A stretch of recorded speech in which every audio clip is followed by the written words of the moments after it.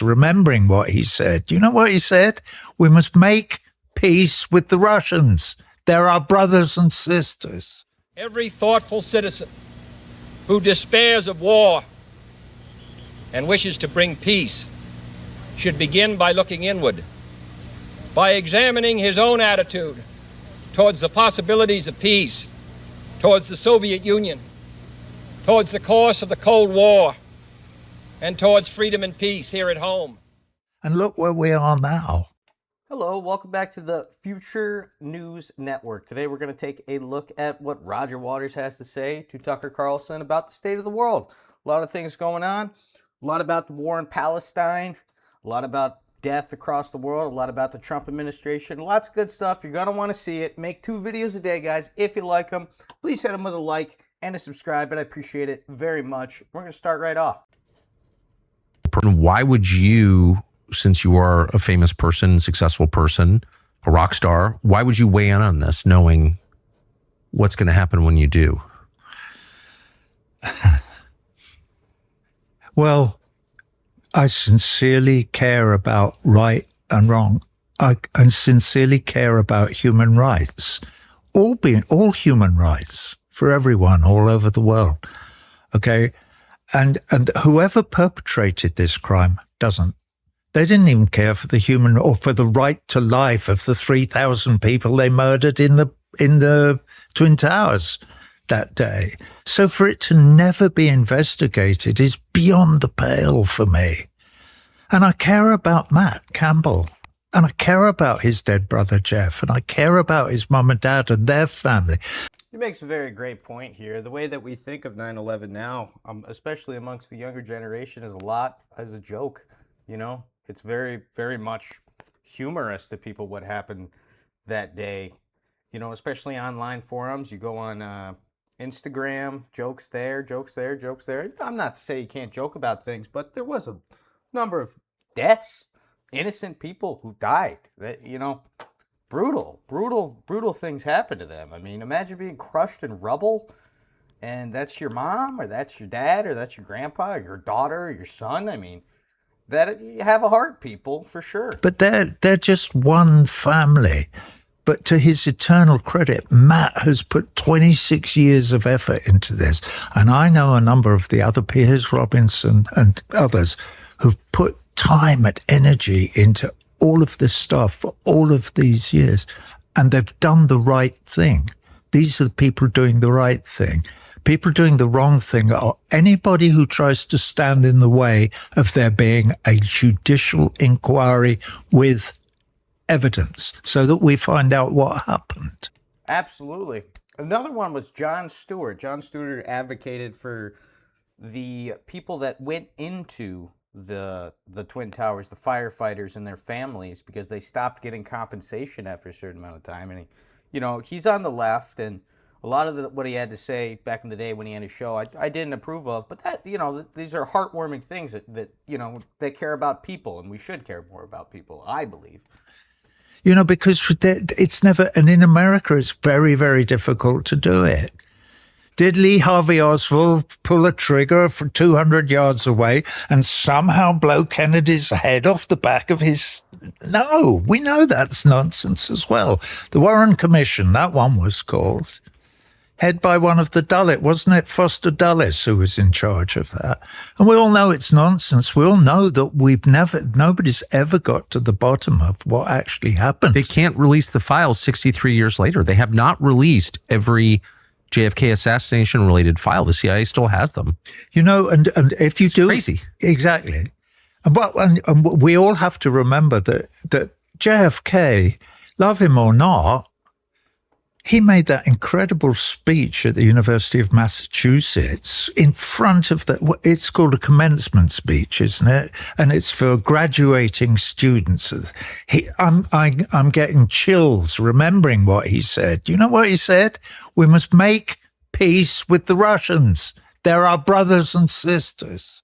Every thoughtful citizen who despairs of war and wishes to bring peace should begin by looking inward, by examining his own attitude towards the possibilities of peace, towards the Soviet Union, towards the course of the Cold War and towards freedom and peace here at home. And look where we are now.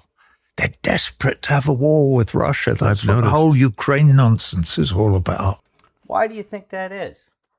I'm not entirely sure why we have problems with the Russians. I mean, you look back throughout history, there's the communism and the genocides that they committed back in the day, but that is not the same nation. That Russia's changed. I mean, it's obviously it's not like a full-on democracy. It's not America. Why do we not like them? Because they're not America? Is that the only reason? And so, you know, Kennedy was right and they killed him. And so it doesn't suit whoever it is who makes all the profit out of war. They want wars to have. They couldn't care less about the human rights of ordinary people anywhere. It doesn't matter if you're an American or a Russian. We need the war money. Give me the war money. Or Chinese or Indian or any national or English. It doesn't matter. They couldn't care less. All they care about probably is profit and power. Well, we care about something different than that. We care about one another. And we, as I said in that little thing I gave to you earlier, we try and develop our capacity for empathy with our brothers and sisters in other countries across national borders or religious differences or what. No, we're all human beings. I mean, what do you get from war? All you get is your best and youngest and bravest young men die when they could be doing brave things at home, working hard jobs, hard lives, creating things, being creative. And we send them, you send other people's sons to die, to get slaughtered on a battlefield. I'm absolutely with them. There's only one race, the human race. And we're all part of it. We have an absolute responsibility to try and help one another. So once you raised these questions in public, Yeah. what was the response? Which question? What, this? The questions about 9/11. Like, why can't we have an inquiry? Hey, Tucker, we're doing it. This is us doing it today. Yeah. We're doing it together. I'm a sympathetic ear on this question, but not everyone is. I know. Well, no, I do understand that, but that's what we're doing. That's why I'm here, and that's why I'm so grateful for you to be, you know, having this conversation with me about this, because you have a huge audience, and when your audience hear this, maybe they'll go, you know what? Yeah, why don't we have an investigation? We made a whole documentary on the subject, multi-part, and I didn't know until right now that there had never been an inquiry, an independent inquiry, Never by court into 9/11. I'm a little bit shocked to hear that. Yes, isn't it bizarre? Nothing happened and we went to war. We didn't question the narrative. There was no public hearings. There was nothing. It's absolutely incredible how people just moved right on. Well, moved into war, at least. I mean, there was a unifying factor because we thought that there was another country trying to kill us or bomb us, and weapons of mass destruction and terrorists and sleeper cells and all this other stuff. But we never took the time to think. It was the fog of war. So thank you, Matt. And God bless you, Jeff, you know, and your family, and all the other families, and all the families of all the firefighters who lost their lives in this. Yes. They're the eyewitness and the earwitness report. Boom, boom, boom, boom.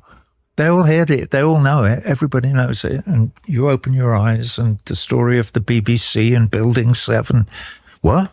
They tell you that it's fallen down half an hour before they demolish it. It's bizarre. So yeah. So this. Some really good dancers as well were around at that time. You know, like Whitney Houston, and like just really good dancers were around the country just dancing. This could be, this conversation between you and me could be a turning point for the whole human race. I often say this in other contexts, but we're right in it now. You and I are right in the middle of a battle, okay, an existential battle for the soul of the human race. Can we empathize? Are we being a little overzealous? I mean, don't get me wrong.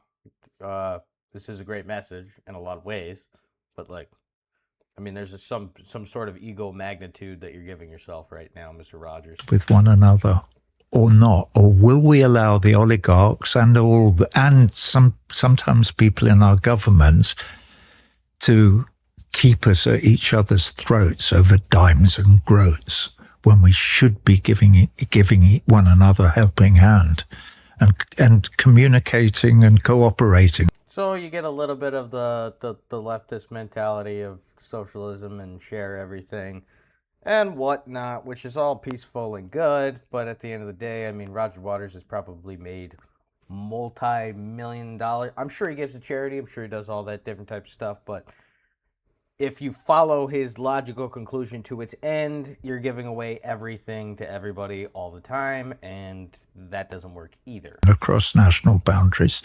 particularly with the Russians and the Chinese and the Iranians, let us not forget. I've got another piece here, which I won't read you, but on the same day I wrote another note where I said, how bizarre is it that they're suggesting that we should invade Iran? This was 8.5 years ago that I was responding to that. And then Russia. Are you insane? Do you know? Yeah, so true. Two-front war. I mean, don't get it twisted. We're paying for Ukraine still.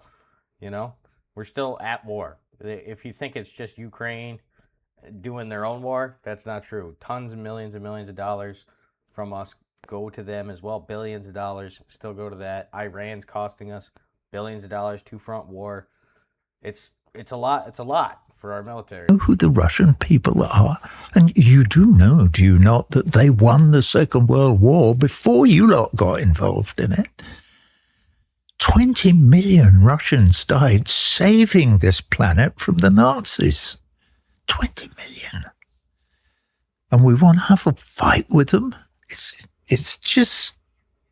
Well, then you also have the gulags and a lot of the stuff that happened within Russia where they murdered millions and millions and millions of Christians. And that was not long before they killed the Nazis. So be mindful to remember that. I've been there. They're lovely people. I agree. You've been there. I saw your thing about the underground station. Yes. Yeah, it was very moving. I found that moving because...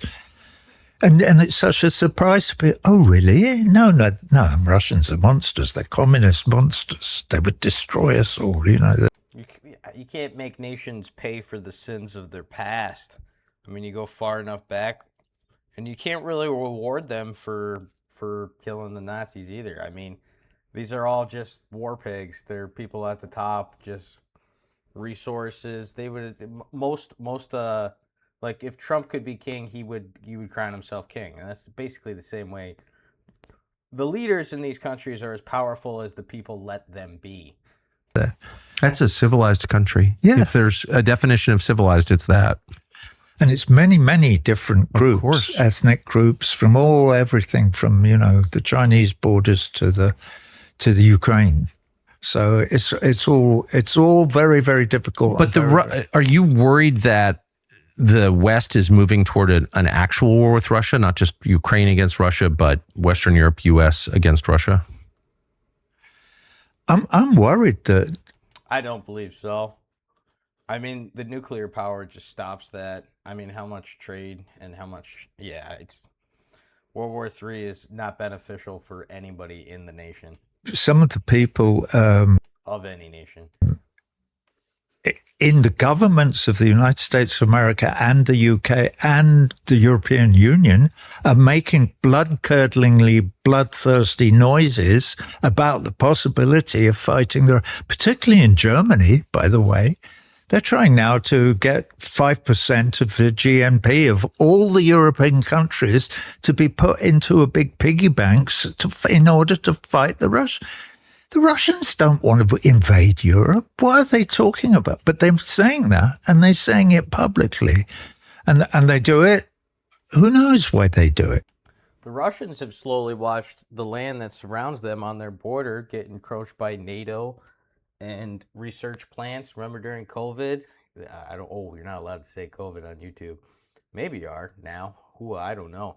But they put in research labs and bio labs across the Ukrainian border with Russia. It's like if you went to Mexico and they started pointing missiles at the United States. You think the United States wouldn't do anything about that? Let's get real. They do it because maybe they're asked to say those things by whoever it is paying them. It's still a bit of a business politics in Europe and definitely in the United States of America. Noticed. There's a ruling elite with a lot of money, and they pay, and so they pay politicians to do their bidding and what they want because it suits them, because they make money. Basically, it's greed. They're greedy. In my view, that's my view. Maybe I don't think there's any question you're right. That's what my mom always used to tell me. She says it every time we have any type of political conversation. She says it all boils down to greed. And that can be a little simplistic in a lot of ways, but in most ways, it's true. I mean, it's obviously true. It's obviously true. It's just that when you push an entire continent into a war that it cannot win by definition, you risk the lives of millions of people. I mean, that's a big step to do something like that. It sure as shit is. Yeah. And it's crazy. Well, having life insurance. All right, guys, that's going to do it for this one. What do you think? Do you think Roger Waters has a lot of great stuff to say? I'd like to believe that most of what he said there was true. I mean, he can get a little more kumbaya, peace on earth. We can all just get along. We should share everything, a little bit of communist talk and whatnot. Not a big fan of that, personally. Maybe you love it. Maybe you defend it. Maybe that's your prerogative. But that's going to do it for today, guys. Make two episodes a day if you like them. Hit them with a like. I'd much appreciate it. Just starting out on this channel. All the likes and subscribes help very much. And I will see you in the next one.